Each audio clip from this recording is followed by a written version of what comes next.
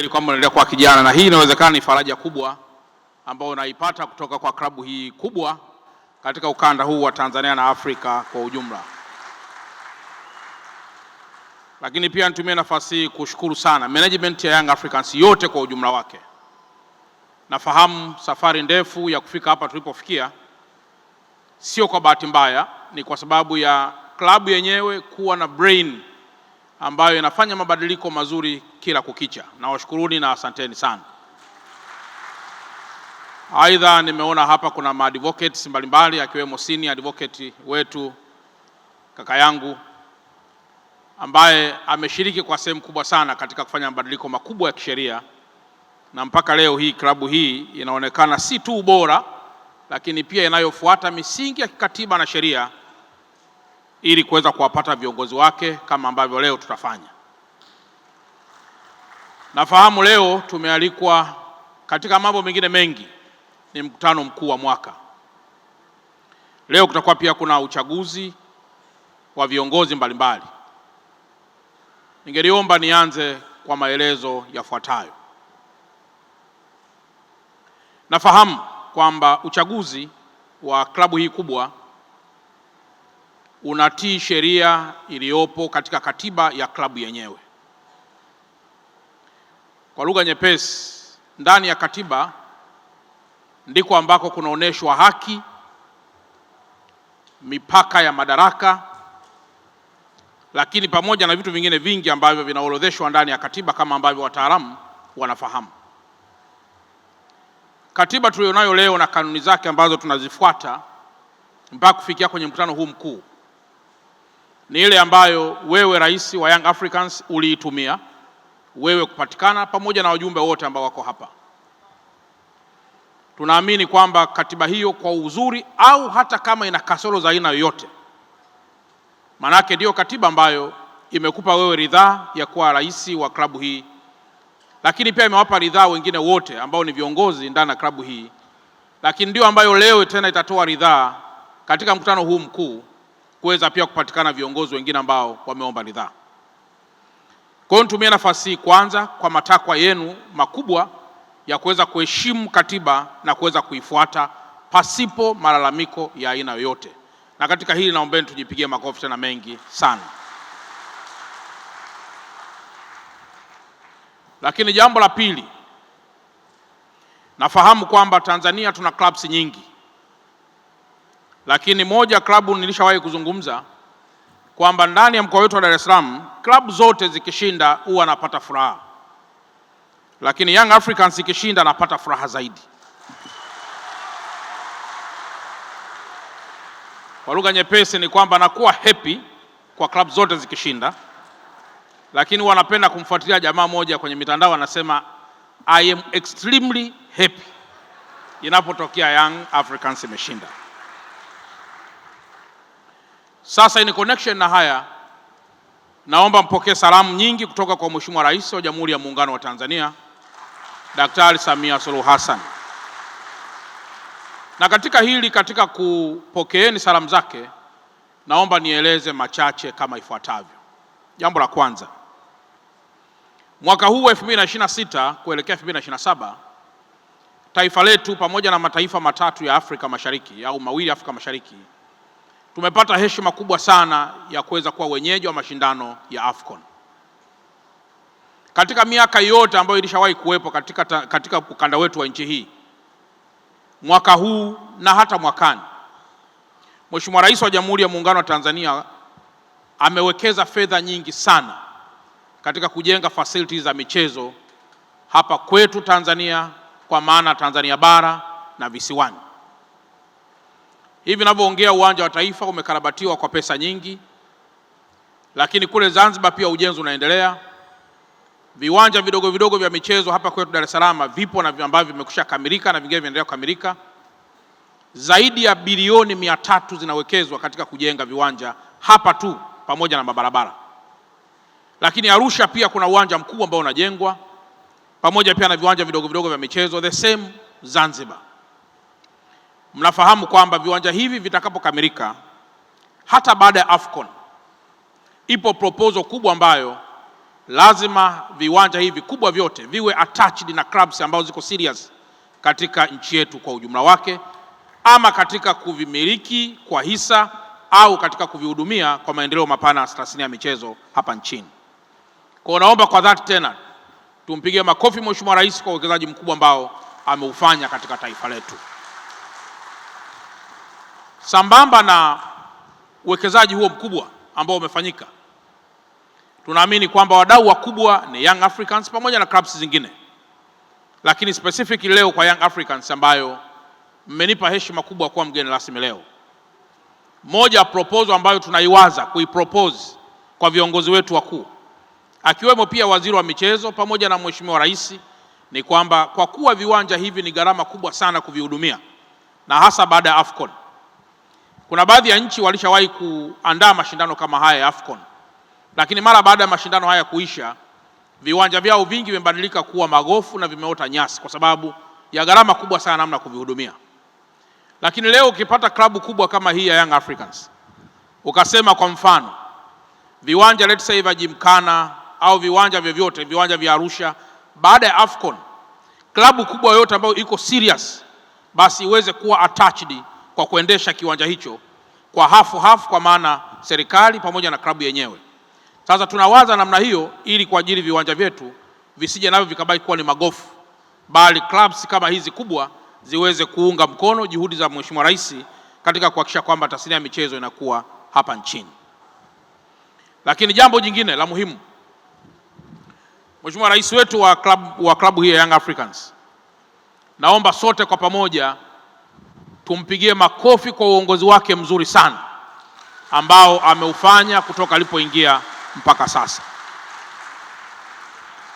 Kama kuna viongozi watano au watatu ambao wameweza kuendesha clubs hizi kwa taaluma pana sana, basi ndugu yangu Engineer Hersi nadhani anashika namba moja kwa kuwa na weledi mkubwa kuongoza klabu ya Young Africans.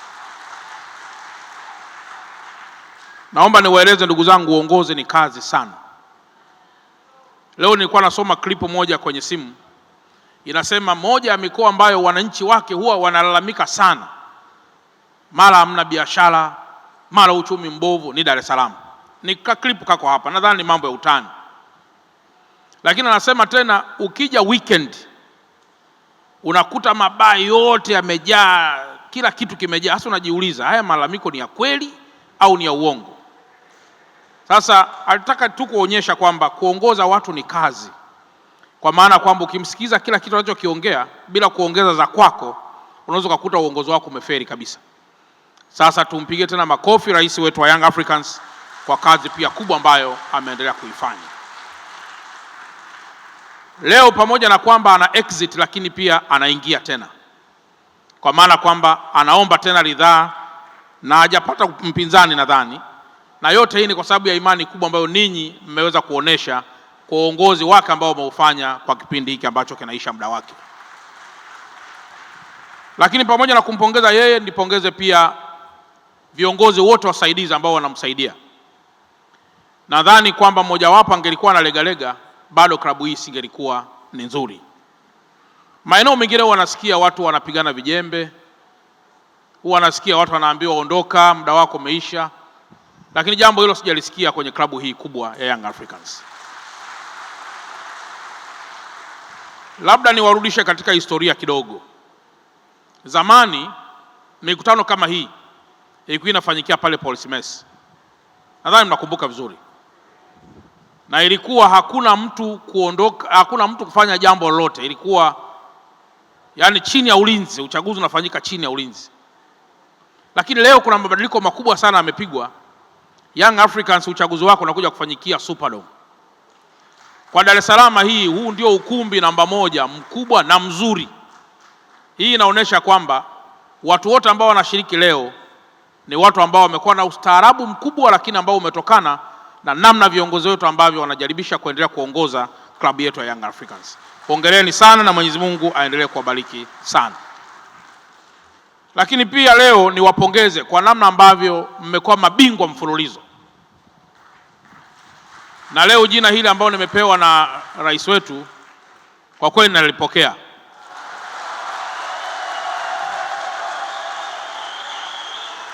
Na labda rais wetu, labda tu cha kuelewa ni kwamba nimeona hapa hayati Lukuvi alikuwa na kadi ya wanachama,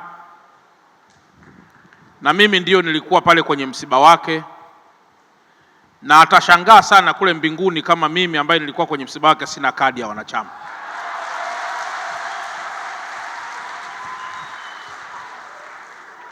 Na kwa kuwa hamjawahi kuniletea, ninaiomba kadi hiyo. Kwa hiyo pamoja na kwamba leo nimekuja kama mgeni rasmi, lakini pia nimekuja kujiunga rasmi na klabu hii ya Young Africans.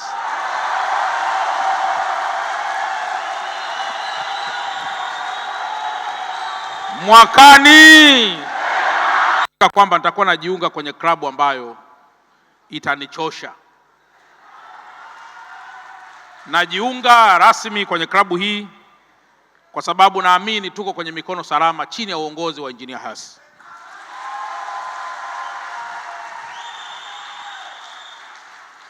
Lakini kama mzee Mkuchika ni mmoja wa wadhamini, ni wajumbe wa wadhamini, na mzee Mkuchika ni very senior kwenye serikali, kwenye chama, na hata juzi kwenye ubunge aliamua tu yeye mwenyewe kusema sasa inatosha. Sasa kwa nini leo mimi kama mkuu wa mkoa basi nisiwe hata mzee Mkuchika sio hata role model tu basi kwenye hilo? Sasa hawezi kuwa role model kwenye uongozi tu wa serikali bila mambo mengine yanayohusu Young Africans.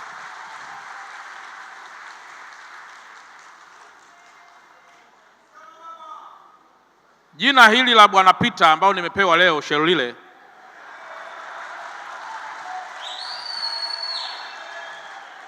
nalo limeongeza kasi ya mimi kujiunga na Young Africans. Huyu ndugu yangu Peter Shelile kutoka kule Sundown, South Africa, nafahamu anahitajika na watu wengi sana mpaka Middle East kule. Lakini leo safari yake anakuja kutua kwenye viwanja vya Tanzania, Dar es Salaam, na atapokelewa pale Jangwani kwa Young Africans kwenye klabu yetu. Sasa hiyo kwanza ni heshima kubwa sana kwa taifa la Tanzania. Lakini aliyesababisha heshima hiyo sio tu Mheshimiwa Rais peke yake, ni pamoja pia sio tu Mheshimiwa Dr. Samia peke yake katika kuongoza taifa, ni pamoja pia na Rais wa Young Africans ambaye ameona ni muhimu kuleta chuma ili kiweze kuunga jitihada katika ukanda wetu huu wa Tanzania. Jambo la mwisho, ndugu zangu na Young Africans, wakati Mheshimiwa Rais anaendelea kuongoza taifa letu, niendelee kuwaomba sana kuendelea kuwa wadau wakubwa wa amani hapa nchini. Taifa letu litakapochafuka, mbwembwe zetu zote na investments kubwa ambayo inafanywa haiwezi kuwa na maana. Tuendelee kuwa mashabiki na wapenzi wakubwa wa clubs zetu na tasnia ya michezo nchini, lakini huku tukiomba sana amani na wote kuwa wadau wa amani ambayo ndio chachu ya maendeleo katika taifa letu. Tuendelee kuwa mabalozi wazuri kwa kila ambacho taifa letu limepewa heshima mwakani, kuwa wenyeji na waandaji wakuu wa mashindano ya AFCON. Tunafahamu, lakini pia tunaendelea kujitangaza ndani na hata nje ya Afrika kwamba Tanzania ni nchi ambayo mgeni yoyote anaweza kuishi. Watu wengi wasingependa kuliona taifa letu linapata baraka kubwa, kama ambavyo watu wengi wasingependa kuiona Young Africans ikipata baraka kubwa. Lakini ndio muda wa kusimama imara na kuwa wamoja, na hasa kuepuka yale mambo ambayo yanaweza kuharibu na kuleta dosari ya amani katika taifa letu. Tuendelee kuungana na maono makubwa na mazuri alionayo rais pamoja na viongozi wote, lakini bila kuwasahau wadhamini wetu. Nitakuwa mchoyo wa fadhila nisipomtaja GSM kwa kazi kubwa ambayo ameendelea kuifanya katika klabu yetu. Nafahamu na leo katika mjadala wetu wa namna ya kuanza safari ya ujenzi wa uwanja wetu mkubwa, nafahamu pia moja wa wadau ambao wanatajwa kuwa sehemu ya uwekezaji wa uwanja huo ni pamoja na GSM.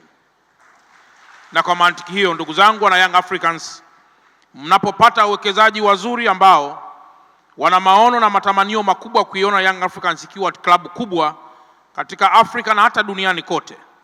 Basi tuendelee kuungana nao na tuendelee pia kushikamana nao ili siku moja na sisi klabu yetu iweze pia kushiriki mashindano mengine ya ndani Afrika na hata duniani kote, na pengine hata kuwa mshindi kama ambavyo tunaona ushindi katika mataifa mengine.